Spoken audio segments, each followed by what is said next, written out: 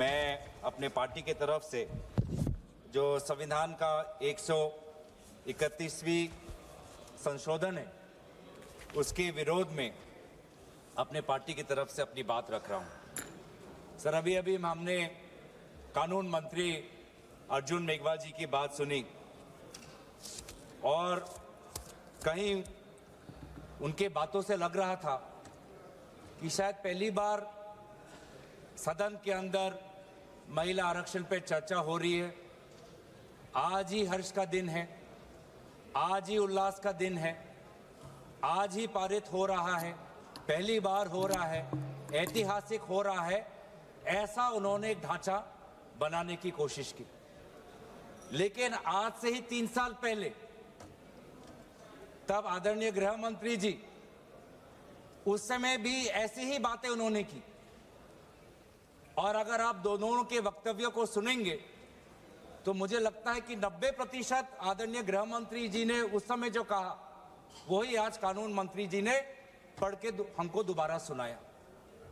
उस समय भी आदरणीय गृह मंत्री जी ने हम सबको श्री गणेश करने के लिए आह्वान जलाया था कि आइए, इससे 2023 से पहले 5 बार महिला आरक्षण पर विभिन्न प्रकार के कानून लाए गए हैं। इस बार तो प्रधानमंत्री मोदी जी उन्होंने एक सशक्त कदम लिया है, इस बार हो जाएगा। उस समय भी ऐसी बातें थी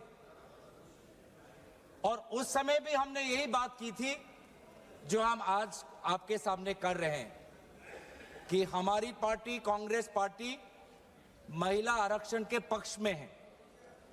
पर कृपया महिला आरक्षण को आप सरल करिए ताकि महिला आरक्षण जिस समय कानून पारित हो उसी समय लागू हो जाए और 500 जो हमारे 543 है लोकसभा की जो वर्तमान जो हमारी ताकत है उस पर लागू हो जाए, उसको परिसीमन के साथ मत जोड़े। उस समय भी ये बात कही, आज भी हम ये बात कह रहे हैं।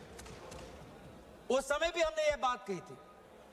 लोकसभा में आदरणीय हमारी कांग्रेस दल की नेत्री श्रीमती सोनिया गांधी जी ने यही बात कही थी कि हम महिला आरक्षण के पक्ष में हैं, पर इसको आप परिसीमन के साथ मत जोड़िए। और अगर आप महिला आरक्षण आप वर्तमान उस समय में 2024 के इलेक्शन में ही लागू करिए, उस समय भी हमने ये गुहार की थी। उस समय हमको आदरणीय गृह मंत्री जी ने कहा कि नहीं, डिलिमिटेशन कमीशन करना पड़ेगा। और मैं आदरणीय गृह मंत्री जी को मैं उनका जो स्पीच है उनके उसके ही मैं भाषण में एक लाइन उन्होंने कही थी जो मैं आपको इस सदन के इस चर्चा में लाना चाहता हूं। उन्होंने खुद कहा कि जैसे ही लोकसभा चुनाव पारित हो जाएगा, मतलब 2024, उन्होंने खुद कहा कि जैसे ही लोकसभा चुनाव पारित हो जाएगा तुरंत जनगणना होगी, तुरंत परिसीमन होगा, तुरंत महिला आरक्षण लागू होगा। अब 3 साल में ऐसी क्या बात बिगड़ गई? 3 साल में ऐसा क्या बदलाव आया कि लोकसभा चुनाव के बाद बस 2 साल ही हुए हैं और अगर आप इस विधेयक के statement of objects and reasons पढ़ें तो खुद आज सरकार यह कह रही है कि जो अगला जनगणना होगा, जो अगला परिसीमन होगा, उसमें काफी समय होगा, काफी समय लगेगा और काफी उसमें डिले होगा। ये दोनों बात अलग है। स्वयं 3 साल पहले गृह मंत्री अमित शाह जी ने सदन में परिसीमन और जनगणना को महिला आरक्षण के साथ जोड़ते हुए हम सबको आश्वासन दिया कि जैसे ही अगली सरकार आएगी तुरंत जनगणना होगी, तुरंत परिसीमन होगा। और आज भी ये कह रहे हैं कि परिसीमन का जनगणना का काम शुरू हो गया। अभी कुछ समय पहले आदरणीय गृह मंत्री अमित शाह जी ने कहा कि घरों की संख्या शुरुआत हो गई, घरों की संख्या कितनी है, शुरुआत हो गई। और फिर व्यक्तिगत जनगणना उसकी शुरुआत होगी।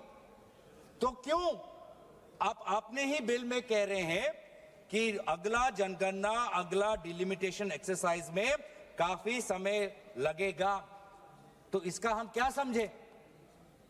इसका हम ये समझ सकते हैं कि कहीं ना कहीं आप वास्तविक रूप से महिला आरक्षण के पक्ष में नहीं हो। आप बार बार महिला आरक्षण में विभिन्न प्रकार के अटकलें ला रहे हो ताकि महिला आरक्षण को और पीछे किया जाए।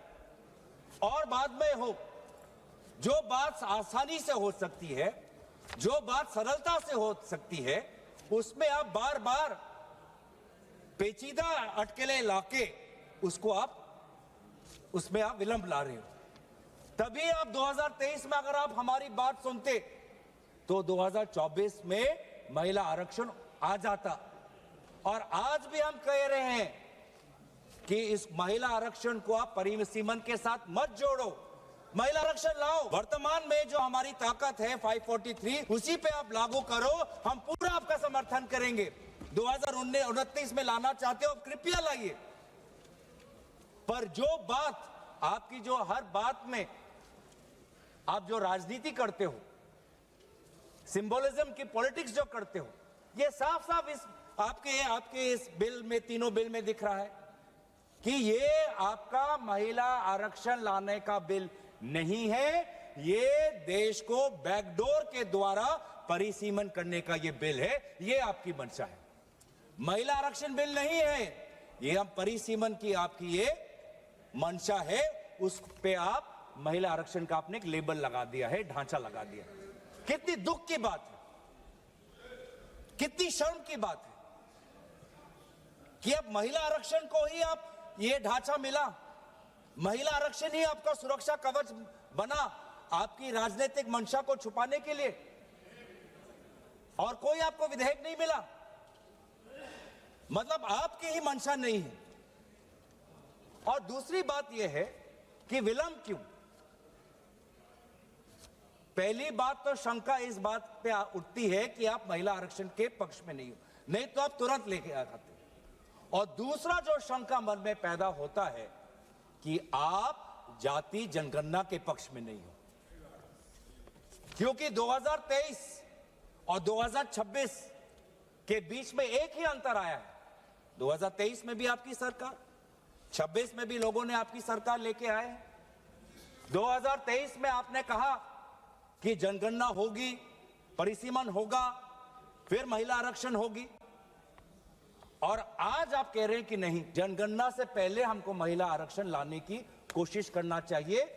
क्या फर्क आया? फर्क बस इतना ही आया कि पूरे इंडिया अलायंस और विभिन्न विरोधी दल के दबाव में आदरणीय राहुल गांधी जी के नेतृत्व में हमने आपके सरकार को विमर्श किया कि आपको जनगणना के साथ जाति जनगणना करनी पड़ेगी। ऐसी और खबरों के लिए देखते रहिए सनमार्ग नेटवर्क के अन्य डिजिटल प्लेटफॉर्म्स।